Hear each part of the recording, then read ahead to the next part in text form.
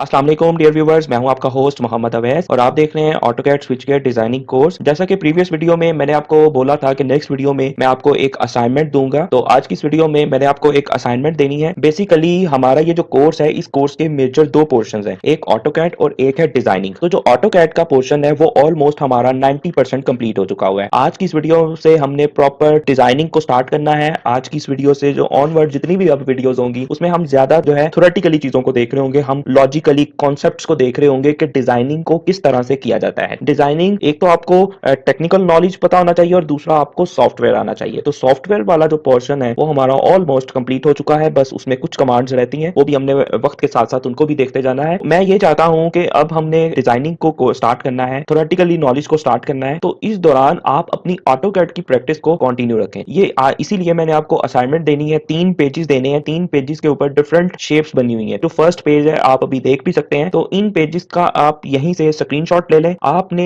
As such same to same AutoCAD के ऊपर इनको ये समझ लें कि आपने इनको कॉपी वहां पर करनी है, सेम एज सच। अगर इसमें हम मेजरमेंट्स की बात करें तो जैसे ये वाली शेप है, तो इसमें कोई भी मेजरमेंट्स नहीं दी हुई, तो आप विदाउट मेजरमेंट आप ये वाली शेप बना सकते हैं। बहुत ईजी है। एक आपने सर्कल लेना है, एक आपने लाइन लगा दी, उसके बाद आपने लाइंस की अरे कमांड को यूज कर देना है। उसके बाद ये जो एक गोल सर्कल बना हुआ है, बल्कि आप ये गोल सर्कल और लाइन को इनको एक ऑब्जेक्ट बनाए, एक सर्कल बनाए और यहाँ अरे की कमांड को यूज कर दें, इसको काउंटिंग करके ये कितने यहाँ पर ये जो लाइंस हैं ये बनी हुई है। इस तरह से आपने डिफरेंट कमांड्स को यूज करना है। लेकिन मैं आपको यहाँ पर ये बात क्लियर करता जाऊं कि यहाँ पर कोई भी कोई न्यू कमांड नहीं लगेगी, कोई ऐसी कमांड नहीं लगेगी जो मैंने आपको पढ़ाई ना हो। उसके बाद ये जो आपने असाइनमेंट्स है, ये आपने एमवी सेटअप की कमांड से स्टार्ट करनी है। बिल्कुल आपने स्टार्ट वाली कमांड्स को, सारी कमांड्स को आपने रिवाइज करना है। जब हमने एमवी सेटअप की कमांड को डिस्कस किया था तो मैंने आपको A4 के ऊपर हमने सेटिंग्स थी, यानी उसकी विड्थ 210 थी और हाइट 297 थी, हमने उसकी सिलेक्शन की थी। लेकिन आपने ये जो असाइनमेंट है ये आपने A3 पेज पर डिजाइन करनी है, जिसकी जो विड्थ है वो 420 आपने लेनी है और जो हाइट है 297 लेनी है, और बाकी जो भी सेटिंग्स है वो आपको सारी की सारी पता है, आपने वो कर लेनी है। तो फर्स्ट पेज हमारा असाइनमेंट का ये है। सेकंड पेज हमारे पास ये है, आपने सेम एज सच बनाना है। वीडियो के दौरान ही आप इसका स्क्रीनशॉट ले लें। उसके बाद अगर हम थर्ड पेज की बात करें तो थर्ड पेज हमारे पास ये है। इन तीनों पेजेस की आपने पूरी ऑनेस्टी के साथ, एक डिसिप्लिन के साथ अच्छी सी नीट सी आपने ड्राइंग्स बनानी है। ये तीनों अगर आप ड्राइंग्स बना लेंगे तो आपको ऑटोकैड के ऊपर जितनी भी हमने कमांड्स पढ़ी हुई हैं उन सब की रिवीजन हो जाएगी। फिर भी अगर कोई भी आपको आइकन, कोई यहाँ पर ऑब्जेक्ट बनाने में कोई प्रॉब्लम आती है तो आप कमेंट सेक्शन में बता सकते हैं, तो फिर देख लेंगे, या तो उसके बारे में वीडियोस बना देंगे या फिर मैं उसी पर्सन को कमेंट में ही इसको एक्सप्लेन कर दूंगा कि ये किस तरह से बनेगी। तो ये आपकी असाइनमेंट है।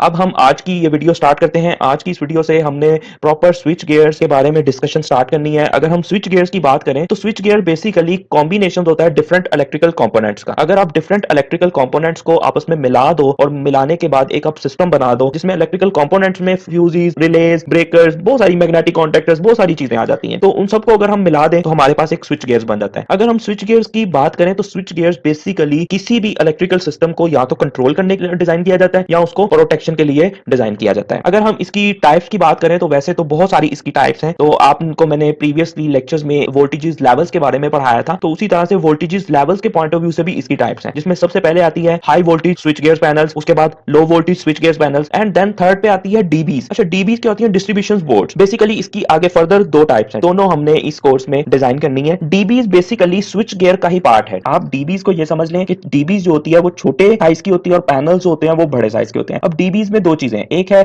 लाइटनिंग डिस्ट्रीब्यूशन बोर्ड्स आ जाते हैं और एक है पावर डिस्ट्रीब्यूशन बोर्ड। अब जो लाइटनिंग डिस्ट्रीब्यूशन बोर्ड है उसकी डिजाइनिंग इंशाल्लाह हम प्रॉपर्ली नेक्स्ट कमिंग वीडियो से, हमारा जो फर्स्ट प्रोजेक्ट है इस कोर्स का स्टार्ट होने वाला है, तो हमने कमिंग जो वीडियो है नेक्स्ट उसमें हमने लाइटनिंग डिस्ट्रीब्यूशन बोर्ड की डिजाइनिंग स्टार्ट कर देनी है, जो कि एक डीबी ही कहलाती है। उसके बाद low tension and high tension switchboard आ जाते हैं। ये क्या होते हैं अभी हम डिस्कस कर लेते हैं इनके बारे में। उसके बाद कंट्रोल और रिले पैनल्स आ जाते हैं, एसी डीसी पैनल्स आ जाते हैं, पीएफआई जो कि हर इंडस्ट्री का बहुत इंपॉर्टेंट पैनल होता है, तो पीएफआई पैनल्स भी स्विच गियर्स ही कहलाते हैं। उसके बाद सिंक्रोनाइजिंग पैनल, सिंक्रोनाइज का आपको टॉपिक भी मैंने एक छोटा सा पढ़ाया था, एटीएस पैनल्स, पीएलसी पैनल्स, और उसके बाद एमसीसी पैनल्स। एमसीसी पैनल्स जो है मोटर्स जिसमें डीओएल, फॉरवर्ड, रिवर्स, ये वाली चीजें आ जाती हैं, तो ये भी हमने इंशाल्लाह जो है मोटर्स के DOL, forward, reverse, delta star connections, ये सारा कुछ हमने इनकी कंट्रोल डायग्राम्स को बनाना भी सीखना है और इसके बारे में कमिंग वीडियोस में डिस्कशन भी करनी है। तो ये हमारी टाइप्स हैं। इसमें अगर हम थोड़ा सा इनको हल्का हल्का टच कर लें आज की इस वीडियो में, तो सबसे पहले हम बात करते हैं high voltage switch gears panels की। तो इसमें नाम से ही पता चल रहा है कि जहां पर आपके हाई वोल्टेजेस होंगे उनको कंट्रोल करने के लिए, उनकी प्रोटेक्शन के लिए जो पैनल्स को यूज कर रहे होते हैं वो हमारे पास high voltage switch gears panels कहलाते हैं। आपने इनको एज सच इनकी डेफिनेशंस आपकी स्क्रीन पर आप देख सकते हैं, आपने इनको याद करने की जरूरत नहीं है, आपको जस्ट इनका कॉन्सेप्ट पता होना चाहिए कि एचवी स्विच गियर्स पैनल्स होते हैं, वहां पर हम जो है मेन सोर्स से हम सप्लाई ले रहे होते हैं, वहां पर हम वैक्यूम सर्किट ब्रेकर्स लगाते हैं, एसएफएक्स ब्रेकर्स लगाते हैं, यानी हम वहां पर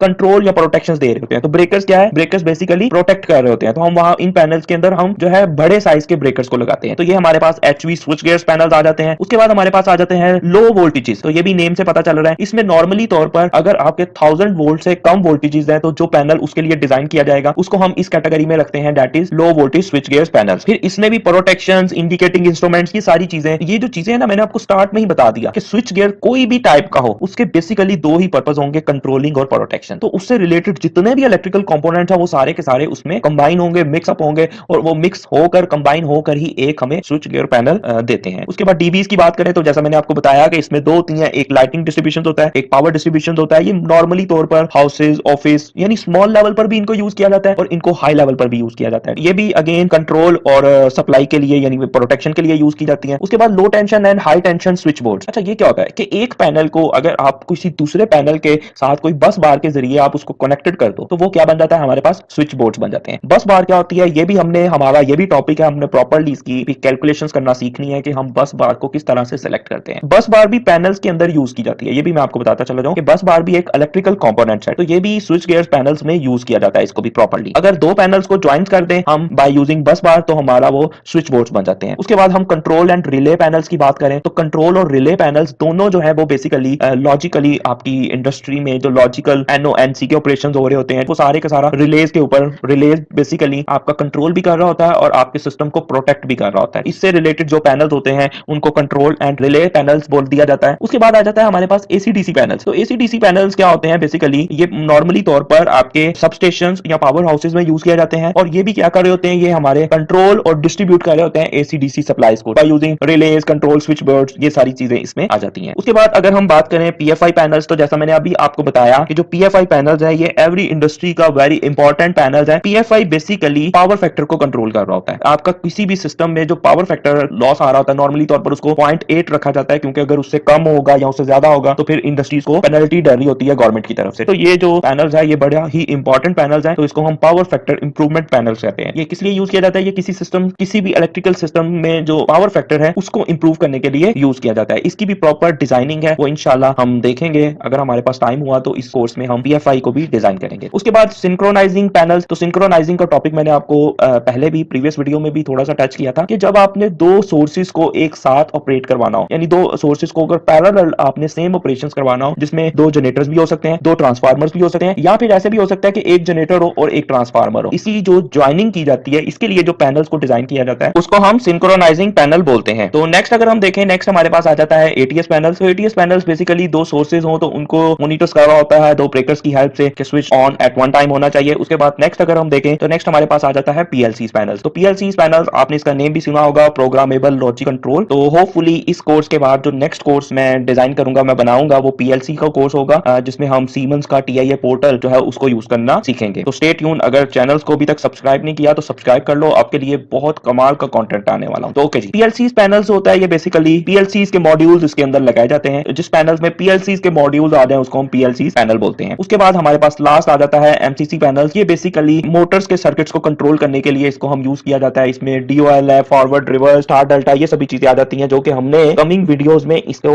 डिजाइन भी करना है ऑटोकैड के ऊपर। तो ये हमारे स्विच गियर्स के कुछ पैनल्स थे। वैसे तो और भी बहुत सारे हो सकते हैं लेकिन ये नॉर्मल मैंने आपको थोड़ा सा इनके बारे में इंट्रोडक्शंस दिया ताकि आपको पता चल जाए कि बेसिकली स्विच गियर्स क्या होते हैं। उसके बाद हम आज की इस वीडियो में लास्ट डिस्कशन के ऊपर आते हैं जिसका जो लिंक है वो हमारी कमिंग वीडियो से है। जैसा कि मैंने आपको बताया कमिंग वीडियो से हम अपना इस कोर्स का फर्स्ट प्रोजेक्ट स्टार्ट करने वाले हैं जो कि है हमारे पास लाइटनिंग डिस्ट्रीब्यूशन बोर्ड। बेसिकली इसको हमने डिजाइन करना है। अब इसकी डिजाइनिंग में हमने बहुत सारी चीजों को देखना है जिसमें हमारे पास लोड की कैलकुलेशंस को हमने देखना है, हमने ब्रेकर्स की सिलेक्शंस को देखना है, हमने लोड बैलेंसिंग देखनी है, लोड मैनेजमेंट देखना है, केबल्स की सिलेक्शंस को देखना है। तो ये सारे के सारे टॉपिक्स जो है इस प्रोजेक्ट के अंदर देखने हैं लाइटनिंग डिस्ट्रीब्यूशन बोर्ड में। और फिर अगर आप यहां से ये समझ लोगे ना तो आप किसी भी तरह के प्रोजेक्ट में अगर आपने केबल्स की सिलेक्शंस लेनी है तो वो आपका हर प्रोजेक्ट में सेम होगा। अगर आपने लोड की कैलकुलेशंस करनी है तो सेम होगा। तो ये वाला जो अब आपने कंटेंट है इसको बहुत ही ध्यान से देखना है। मैं आपको काफी कुछ काम की चीजें बताने वाला हूं। नेक्स्ट वीडियो में हमने इसके ऊपर प्रॉपर डिस्कशन स्टार्ट करनी है, लेकिन आज की इस वीडियो में मैंने आपको एक छोटा सा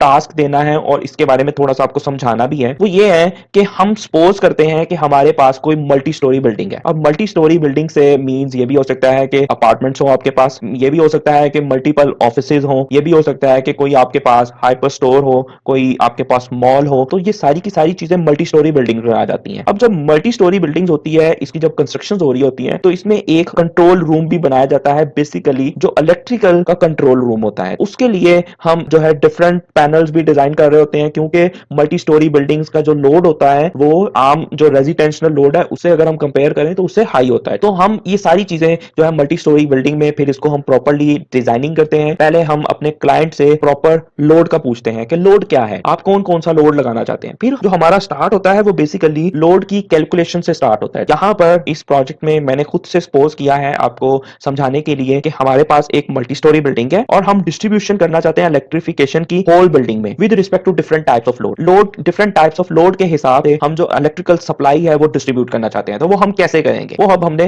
पूरा का पूरा उसको देखना है। तो ये जो हमारा ये जो प्रोजेक्ट होगा, मे बी ये 2 3 4 वीडियोस तक का होगा, क्योंकि इसमें काफी कुछ है, काफी टॉपिक्स हैं, तो ये एक वीडियो में कवर अप करना इम्पॉसिबल। अब आपने क्या करना है, आपने नेक्स्ट वीडियो के आने से पहले पहले तक लोड की कैलकुलेशंस करनी है। किस लोड की, वो भी अभी मैं आपको दिखा देता हूं। ये देखें, ये मैंने आपके लिए बनाया है लोड टाइप। लोड टाइप में ये चीजें आ जाती हैं। बेसिकली हमारे पास एक मल्टी स्टोरी बिल्डिंग्स है जिसमें सीलिंग लाइट्स लगी हुई हैं, 100 एयर कंडीशंस लगे हुए हैं, 10 यूनिट्स ब्रैकेट फैन लगे हुए हैं, 20 यूनिट्स कंप्यूटर्स जो है उस बिल्डिंग्स में वो 40 हैं, प्रिंटर्स जो है वो 2 हैं, एग्जॉस्ट फैन 6 लगे हुए हैं, वाटर पंप्स 3 लगे हुए हैं और वाटर डिस्पेंसर्स 4 लगे हुए हैं। ये जो इंफॉर्मेशन है ये हमें क्लाइंट बता रहा होता है। और इसमें हमें यहां पर मैंने थोड़ी सी और भी डिटेल लिखी है कि जो हमारे पास जो सीलिंग लाइट है उसमें क्या है कि एक सीलिंग लाइट में बेसिकली 4 ट्यूब्स हैं और जो एक ट्यूब है वो 14 वॉटेज की है। अब ये जो पावर है वॉटेज में, ये हमने खुद ये हमने हमें वो क्लाइंट ये सारी डिटेल बताएगा। ये जो वॉटेज में पावर है वो हमें खुद बताएगा कि भाई ये इतना है, ये इतना है। लेकिन अब उसको अगर नहीं कुछ पता तो वो फिर हम उससे पूछेंगे, ठीक है, अगर वो हमें नहीं बताएगा तो ये चीजें जो है ये हमें मस्ट पता होनी चाहिए। जब भी आपके पास कोई प्रोजेक्ट आता है आपको पता होना चाहिए कि आपने अपने क्लाइंट से क्या क्या क्वेश्चंस करने हैं, आपको पास क्या क्या चीजें होनी चाहिए डिजाइनिंग को स्टार्ट करने के लिए। तो यहाँ पर हमने डिटेल में कंप्लीट डाटा लिखा हुआ है कि एक सीलिंग जो लाइट है वो 4 ट्यूब्स पर कंसिस्ट करती है और ईच ट्यूब जो है वो 14 वॉटेज की हुई। तो जो एक लाइट की अगर हम पावर करें तो वो 14 मल्टीप्लाई बाय 4 यानी कि 56 वॉटेज की एक जो है सीलिंग लाइट यूज हुई है। तो अब टोटल जो यूनिट्स हैं पूरी बिल्डिंग में वो 100 यूनिट्स हैं, तो एक यूनिट हमारे पास 56 वॉट का हो गया। तो 100 मल्टीप्लाई बाय 56, 100 यूनिट जो होंगे वो 5600 वॉटेज के होंगे। जो टोटल हमारा सिर्फ और सिर्फ सीलिंग लाइट्स का जो लोड आ गया वो हमारे पास 56 वॉट आ गया। ये लोड नहीं है, ये बेसिकली इसकी पावर है। लोड की कैलकुलेशंस तो आपने करनी है नेक्स्ट वीडियो के आने तक, वो आपने खुद से करनी है। उसके बाद एयर कंडीशंस की अगर हम बात करें तो एयर कंडीशंस 10 यूनिट्स लगे हुए हैं। अब उसमें एक एयर कंडीशंस जो है वो 2 टन्स का है। 2 टन्स नॉर्मली तौर पर 2400 वॉट उसकी जो है रियल पावर होती है। अच्छा, ये जो पावर है जिसका यूनिट वॉट है ये बेसिकली रियल पावर है, ठीक है। अगर मैं पावर का भी आपको समझाता चला जाऊं, वैसे तो होप सो आपको ये चीज क्लियर होगी। पावर ट्रायंगल, बेसिकली हमारे पास 3 तरह की पावर होती है, एक्टिव पावर, रिएक्टिव पावर और अपेरेंट पावर। तो एक्टिव पावर वो वाली पावर होती है जो बेसिकली एक्चुअल में यूज हो रही होती है। रिएक्टिव पावर वो होती है जो हमारी लॉस में जा रही होती है और अपेरेंट पावर इन दोनों का कॉम्बिनेशन होती है। तो होप सो आपको ये पता होगा, अगर नहीं पता था तो मैंने आपको ये चीज बता दी। अब हम यहां पर जो देख रहे हैं वो हम एक्टिव पावर को देख रहे हैं, ठीक है, जो हमारी एक्चुअल में जो पावर यूज हो रही है। उसके बाद ब्रैकेट फैन की अगर बात करें 20 यूनिट्स, एक यूनिट की पावर वो 60 वॉटेज की है। तो 60 मल्टीप्लाई बाय 20 करें तो आपके पास 1200 आ जाता है। जो टोटल हमारे ब्रैकेट फैंस का पावर आ गई वो 1200 आ गई। इसी तरह से मैंने कंप्यूटर्स की भी कर दी, एक यूनिट की भी लिख दी और जितने टोटल यूनिट हमारी बिल्डिंग में यूज हो रहे हैं वो भी यहाँ पर लिख दिया। आप सारे का सारा यहाँ पर कैलकुलेशंस देख सकते हैं। वाटर डिस्पेंसर है उसका भी एक यूनिट 800 वॉटेज का है, तो 4 यूज हुए, 4 मल्टीप्लाई बाय 8 3200 वॉटेज आ गया। जो टोटल पावर आ गई सो वो हमारी 3200 वॉटेज आ गई। ये अब हमारा है multi storey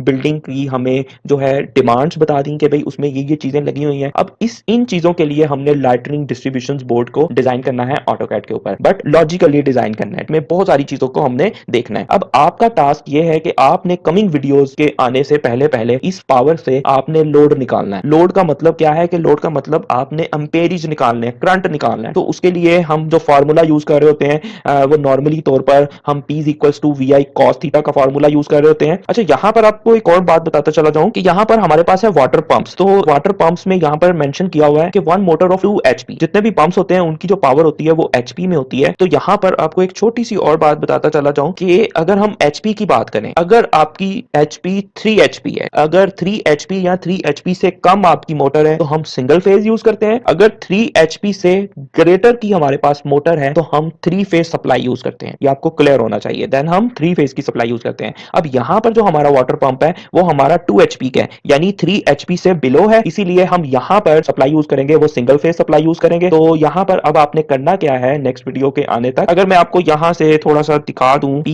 equals to V I cos, ये हमारे पास आ भी गया। तो ये देखेंगे हमारे पास एक्टिव पावर होती है। अगर मैं इमेजेस यहाँ से ओपन कर लूं तो ये देखेंगे हमारे पास पावर ट्रायंगल भी हो गई, P equals to V I cos theta. तो अब हमने इसमें, अगर मैं यहाँ से इसको थोड़ा सा जूम कर दूं ये वाले को, अब हमारे पास P क्या है जो हमें गिवन है। वोल्टेजेस आपने यहाँ पर जो लेने हैं वो आपने 220 लेने हैं क्योंकि हम सिंगल फेज की बात कर रहे हैं।